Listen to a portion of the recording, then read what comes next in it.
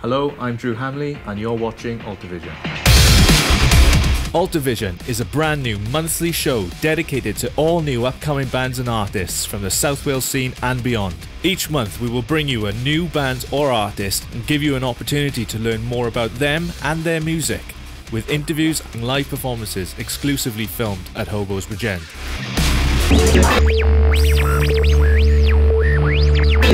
In this episode we catch up with an incredible band, fresh from their tour with Axewound, the Smoking Hearts.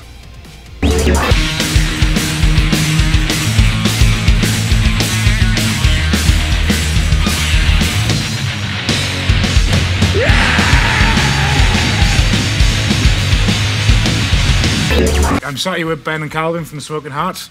Evening. Give us a brief intro to you guys. Who are you? Tell the uneducated out there a little bit about yourselves. We are 5 boys from sort of Bedfordshire and 1 from Essex that make loud punk rock. It's that simple. So you guys have been going for a couple of years now, but I do class you as like an outfit just starting to break through on the circuit then. And I hate to pigeonhole bands, but describe to us what or who you feel you sound like or could be compared to. Wow. I used to, when I first joined, I had a comparison. I can't remember what it was. It was we're like Guns N' Roses, who want to be Pantera, who play hot water music songs. Because I've always had the analogy, if Gallows Every Time I Die and Cancer Batter in a bar brawl and the Bronx for the bartenders, then that's what you pretty much. That's pretty good. It's punk rock in a party, you know. It's like it's not like skinhead punk rock where you want to go out and brawl. It's like let's get together with all our friends and have fun. You've obviously all got your own different influences, but what do you consider your main influences coming into the band? I mean, I guess we all listen to. Everyone in the band loves Pantera, so I guess that's a fairly big influence. Even though to listen to us, you probably wouldn't think that. You know, we don't sound like a heavy metal band, but the thing with Pantera was they had that party groove, they had that sort of that atmosphere, that good time vibe that we do. So I think sometimes not necessarily the sound, but more the attitude a band has shapes it more. We definitely got a hardcore edge to us, and I think that comes across as well. Everyone says we're like a hardcore band that play punk. You guys still do everything via like a DIY ethic? Yeah, for sure. Everything's always done, you know, DIY. How important, and if at all, do you think it is in this day and age, and why do you feel it's right for you to follow it as a DIY ethic? If we're controlling all of our output, like whether it be music, whether it be shirt designs, whether it be, you know, anything really, like online content, if we're doing it ourselves, then it's you know, the fans are getting something that is genuinely us. It's not some guy in a suit sat in a record label going, oh, this is what I want the Smoking Hearts fans to say. It's what we're telling them. It's what we want them to know. Which, you know, definitely is a bad thing when you're drunk and all of us have got iPhones connected to every single social networking thing the Smoking Hearts are linked to. Some of the things that me and Nobber have put up on our walls are sometimes very horrible. Like, why did we say that last night? We should delete it. So you guys have also recently released the latest album, then Victory. It's only been released in Australia. That's right. How come we've not seen it released over here, and what are the plans for a UK release? Because we prefer Australian people to English people. That's fair, for we're in Wales. It's going to be out. It's going to be out January next year. So the reason it hasn't been released is no other reason than we couldn't find the right people to release it, and we wanted to get it done properly. So, I mean, a lot of people have heard like the tracks and that Seatbelts has been released as a single. Like you can still buy. I think you can buy that. And Off of the Head's been released as a video as well. Yeah. And a few of the songs have been like snuck in here and there on videos on YouTube. And we're trying to get it out to people. Some kids downloaded it and they said it wasn't as good as Heavy. I was like, it's an album. How can it not be as good as Heavy? So you guys at the moment are in the middle of a tour with Axewound. How's the tour going, and how did it actually come about, touring with like a metal supergroup, for one of a better way of saying it? Well, how it came about, I guess, obviously we've played shows with Cancer Bats before, and we've got good relations with Bullet, and I think you know, they needed a support band, and we had the time, you know, available, and we sort of just went to them and was like, hey, if you need a support band, it'd be great if we could, you know, be considered.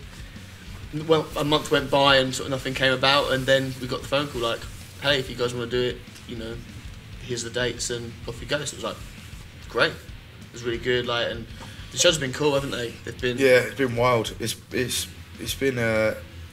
fun to do it, because we play normally to 20-somethings, like going on 30-year-olds, and you don't have the same energy. No one wants to like get up and dance around. If you get a few people who had a few beers and they want to party, but when you're playing to like 15 to 18-year-olds, 20-year-olds, kids go wild, like absolutely wild. They love anything. You play some fairly high octane shows and some lively and usually carnage ensues, usually with your sets, like, you know. You must have some interesting tales of injuries. Or some really good funny stories. I have no cartilage in my knees. I wear knee supports. If I touch my elbow in a certain place, my whole arm goes numb. Right, this arm doesn't straighten. I've got like a gash down my finger from Nobber's guitar. I've got bad back. Got 2 slip discs in my back. I've got, you know, broken foot the last tour. That was from jumping over a string. That wasn't anything. Yeah, man. As soon as you get on stage, I think something happens, and you're like, I'm indestructible. Like, I don't know what it is. You just feel indestructible, and then I'll see something. I'm like, I can climb on that. I can do that, and then you'll do it, and then I'm like, well, I can't, like an idiot, by climbing down safely, so I'm gonna have to jump off, and it always ends in tears. So, what's next for you guys then? Well, next year is releasing the record over here. Obviously, it's out in Australia, but getting it out over here is going to be huge for us. Like, yeah, finally. People have been screaming for it for over a year now. Yeah, getting it out over here is going to be huge for us. Like, just having the songs that we've been playing live available for people to hear and learn, and from there on in, who knows? Yeah. Can I kick this table over now?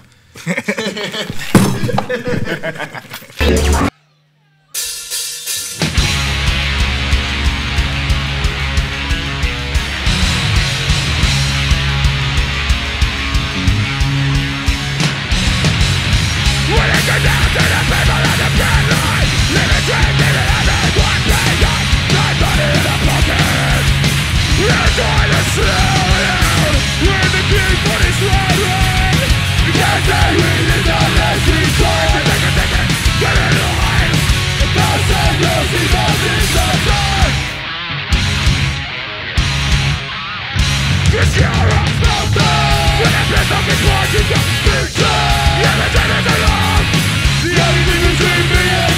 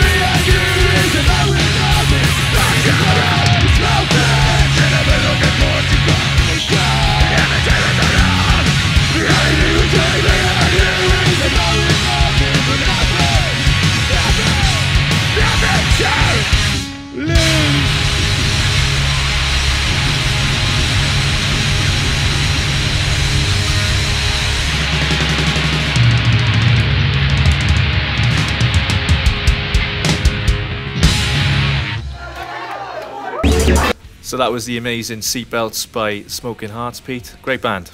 Superb band, mate. Absolutely superb band. I mean, I remember seeing them when they first played down here, as I said to them in the interview, about 2 years ago, when I didn't even know of them. And, you know, like I said, I always take risk with gigs. I'll actually go and watch bands.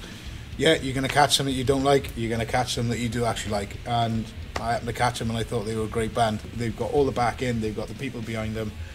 They're still keeping it DIY, but they've got people who've got belief in them and what they do. That's it for this episode of Altervision. If you want to get hold of us, there are a million ways you can reach us. If you go to facebook.com/Altervision TV, you can find us there. If you go to twitter.com/Altervision TV, you can follow us there. If you want to follow us directly on YouTube, you can go to youtube.com/user/Altervision channel.